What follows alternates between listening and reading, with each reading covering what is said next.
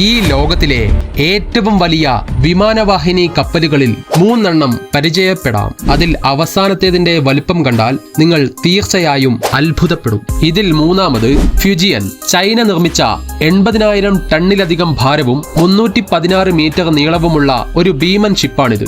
ഒരേ സമയം 50-ലധികം യുദ്ധവിമാനങ്ങളെയും ഹെലികോപ്റ്ററിനെയും വഹിക്കാൻ ഇതിന് ശേഷിയുണ്ട്. ചൈനയുടെ ആദ്യത്തെ ഷിപ്പുകളായ ലിയോണിംഗ്, ഷാൻഡോങ് എന്നിവയിൽ നിന്ന് വ്യത്യസ്തമായി യുദ്ധവിമാനങ്ങൾ വേഗത്തിൽ വിക്ഷേപിക്കുന്നതിനായി അമേരിക്കൻ സൂപ്പർ കാരിയറുകൾക്ക് സമാനമായ അത്യാധുനിക ഇലക്ട്രോ മാഗ്നറ്റിക് കാറ്റപ്പൾട്ട് ടെക്നോളജിയാണ് ഫ്യൂജിയനിൽ ഉപയോഗിച്ചിരിക്കുന്നത്. ഇതുവഴി കൂടുതൽ ഭാരമുള്ള യുദ്ധവിമാനങ്ങൾക്ക് കൂടുതൽ ഇന്ധനവും ആയുധങ്ങളുമായി വേഗത്തിൽ പറന്നുയരാൻ സാധിക്കുന്നു. രണ്ടാമത് നിമിറ്റ്സ് ക്ലാസ്.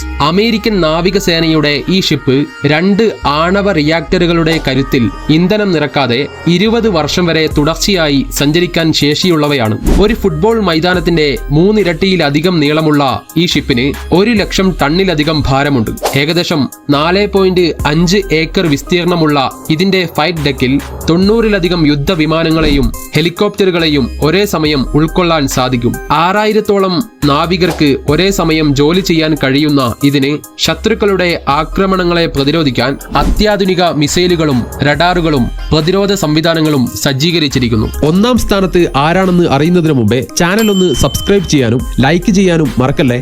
ഇതിൽ ഒന്നാമത് USS ജെറാൾഡ് ആർ ഫോർഡ്. നിലവിൽ ലോകത്തിലെ ഏറ്റവും ലാർജസ്റ്റ് ആയിട്ടുള്ള വിമാനവാഹിനി കപ്പലാണിത്. അമേരിക്കൻ നാവികസേനയുടെ ഈ അത്യാധുനിക ആണവ യുദ്ധക്കപ്പലിന് 1106 അടി നീളവും 257 അടി വീതിയും 100,000 ടണ്ണോളം ഭാരവുമുണ്ട്. ഇന്ധനം നിറക്കാതെ വർഷങ്ങളോളം സമുദ്രത്തിൽ സഞ്ചരിക്കാൻ സഹായിക്കുന്ന 2 A1B ന്യൂക്ലിയർ റിയാക്ടറുകളും ഇതിൽ പ്രവർത്തിക്കുന്നു. എയർക്രാഫ്റ്റ് വേഗത്തിൽ പറന്നുയരാൻ വേണ്ടി electro magnetic aircraft launch system, സുരക്ഷിതമായി ലാൻഡ് ചെയ്യുന്നതിനായി അഡ്വാൻസ്ഡ് അറസ്റ്റിംഗ് ഗിയർ എന്നീ ടെക്നോളജികൾ ഈ ഷിപ്പിൽ സജ്ജീകരിച്ചിരിക്കുന്നു. ഇതിൽ നിങ്ങളുടെ അഭിപ്രായങ്ങൾ എന്തൊക്കെയാണ്? കമന്റ് ചെയ്യൂ.